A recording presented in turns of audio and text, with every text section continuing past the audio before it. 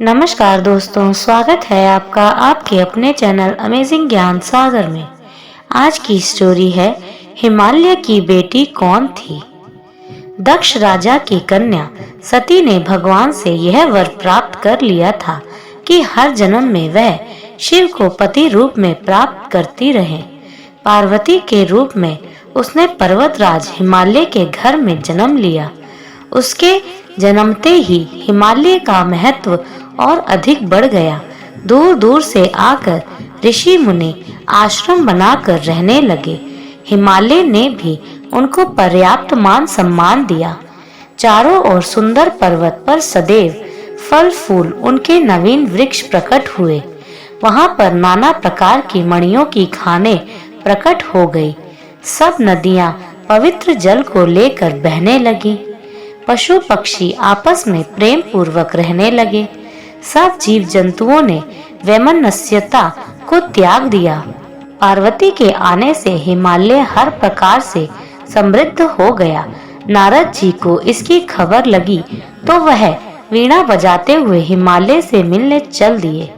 पर्वतराज ने आदर से सम्मान पूर्वक उनका स्वागत किया। चरण धोकर सुंदर आसन पर बैठाया। नारद जी के आने से हिमालय ने अपने भाग्य की सराहना की।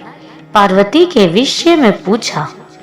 नारद जी ने हंसकर कहा, हे पर्वतराज, तुम्हारी यह कन्या सब गुणों की खान है। यह स्वभाव से ही सुंदर, सुशील और चतुर है। उमा, अंबिका, भवानी इनके नाम है। यह कन्या समस्त सुलक्षणों से संपन्न है। यह अपने स्वामी को सदैव प्यारी होगी। इसका सुहाग अटल रहेगा तथा इसके माता पिता यश पाएंगे। आपकी यह कन्या सारे संसार में पूज्य होगी। इसकी सेवा करने वालों के लिए कुछ भी दुर्लभ नहीं होगा। इसका नाम स्मरण करके स्त्रियां संसार में पतिव्रत रूपी तलवार की धार पर चढ़ जाएंगी। तुम्हारी इस सुशील कन्या का विवाह शिव जी से होगा। शिव जी को प्राप्त करने के लिए इसे तपस्या करनी पड़ेगी। तपस्या कुछ कठिन जरूर है, पर इससे डरने की आवश्यकता नहीं। भगवान शिव तपस्या से शीघ्र ही प्रसन्न हो जाते हैं। यह कहकर नारद जी सबको आशीर्वाद देकर वहां से चले गए। पर्वतराज को एकांत में पाकर उनकी पत्नी रानी मैना ने कहा, हे नाथ, मैं तो देवर्षि की बात समझ नहीं पाई। कन्या के योग्य घर, वर और कुल उत्तम हो तभी विवाह कीजिए, नहीं तो कन्या कुंवारी रखना ही ठीक है। उमा मुझे प्राणों से भी अधिक प्यारी है। योग्य वर के हाथ कन्या को ना देने पर सब लोग हमें मूर्ख बताएंगे। पर पार्वती जी ने अपने मन में निश्चय कर लिया था कि वह शिव को ही अपना पति बनाएंगी। माता पिता की आज्ञा पाकर पार्वती वन में जाकर तपस्या करने लगी। पार्वती का शरीर कठोर नहीं था। कोमल शरीर लेकर उसने तपस्या आरंभ कर दी। आरंभ में वह फूल फल खाकर दिन व्यतीत करती रही। बाद में उसने इसे भी छोड़ दिया।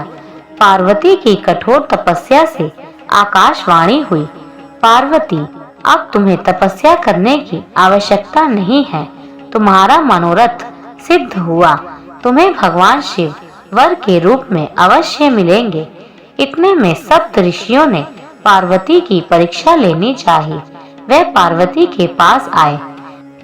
ऋषि गणों ने पार्वती जी के पास आकर पूछा, हे पार्वती, तुम यह कठोर तपस्या किस हेतु कर रही हो? किसकी आराधना कर रही हो और क्या चाहती हो? हमसे स्पष्ट कहो। ऋषि गणों की बात सुनकर पार्वती ने लज्जाते हुए कहा, हे मुनिवर, मैंने शिव को अपना पति बनाने के लिए यह तपस्या की। देवर्षि नारद जी के कहने पर मैंने यह तपस्या की। पार्वती की बात सुनकर ऋषिगण हंस पड़े। उन्होंने कहा, पर्वत की बेटी होने के कारण तुम्हारा नाम पार्वती है। तुम्हारा विचार दृढ़ होना चाहिए। नारद जी का उपदेश सुनकर किसका भला हुआ है। नारद जी ने दक्ष पुत्रों को जाकर उपदेश दिया। चित्रकेतु का घर उन्होंने बिगाड़ा। हिरण्यकश्यपु का भी ऐसा ही हाल किया। ऋषियों ने आगे कहना जारी रखा, नारद जी की सलाह पर चलने वाले स्त्री पुरुष भिखारी हो जाते हैं। मन के वह बड़े कपटी हैं, शरीर उनका अवश्य साफ है, वह अपने ही समान सबको बनाना चाहते हैं।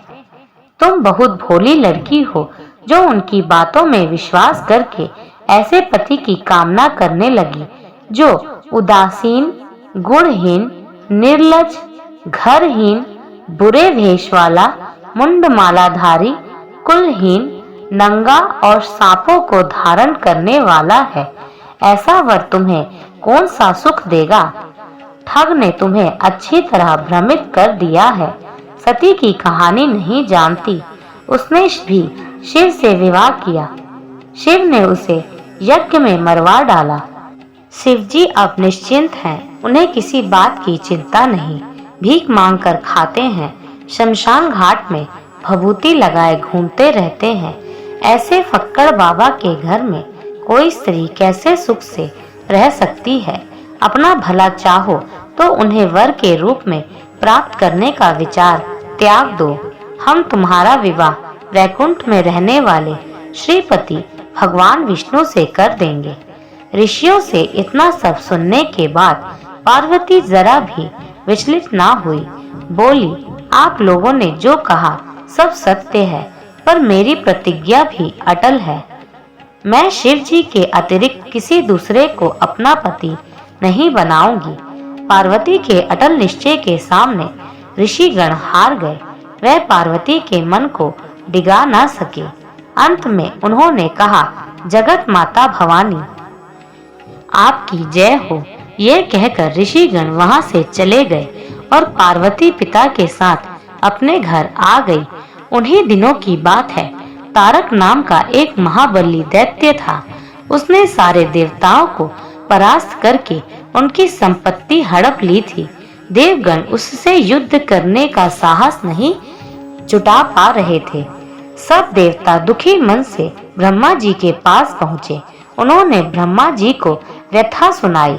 ब्रह्मा जी ने कहा, राक्षस का अंत शिवजी के पुत्र द्वारा ही संभव हो सकेगा, अतः शिवजी का पुत्र होना जरूरी है। पर इन सबके पहले कामदेव को शिवजी के पास भेजना जरूरी है। बिना कामदेव के शिवजी का गृहस्थ धर्म में प्रवेश करना असंभव है। देवताओं ने कामदेव से विनती की। कामदेव ने सारी बात सुनकर कहा, शिवजी से विरोध करने में मेरी भलाई नहीं है, पर मैं तुम लोगों की सहायता अवश्य करूंगा। जहाँ शिवजी ध्यान मग्न बैठे थे, वहां कामदेव ने जाकर अपना चमत्कार दिखाना आरंभ किया। देव, दैत्य, मनुष्य, पशु पक्षी सब काम के वशीभूत होने लगे। पेड़ पौधे भी इसके प्रभाव से युक्त हुए बिना रह नहीं सके। 2 घड़ी तक सारे ब्रह्मांड में कामदेव का चमत्कार फैल गया। किसी तरह कामदेव डरते डरते शिवजी के सामने पहुँचे। सौभाग्य से शिवजी का उसी समय ध्यान टूटा। उन्होंने अपनी आंखें खोली। सामने कामदेव खड़ा था। शिवजी की नजर उस पर पड़ते ही वह भस्म हो गया। कामदेव की पत्नी ने जब सुना कि उसके पति को शिव की दृष्टि ने भस्म कर दिया है, तो वह रोती चिल्लाती शिवजी के पास पहुंची। शिवजी से प्रार्थना की। शिवजी की प्रार्थना करते हुए वह दया की भिक्षा मांगने लगी। शिवजी उसकी प्रार्थना से प्रसन्न होकर बोले, रति, हे सती, आज से तुम्हारे पति का नाम अनंग होगा। वह बिना शरीर के ही सबको प्रभावित करेगा। धन्यवाद दोस्तों। ये स्टोरी कैसी लगी कमेंट्स करके ज़रूर बताइएगा।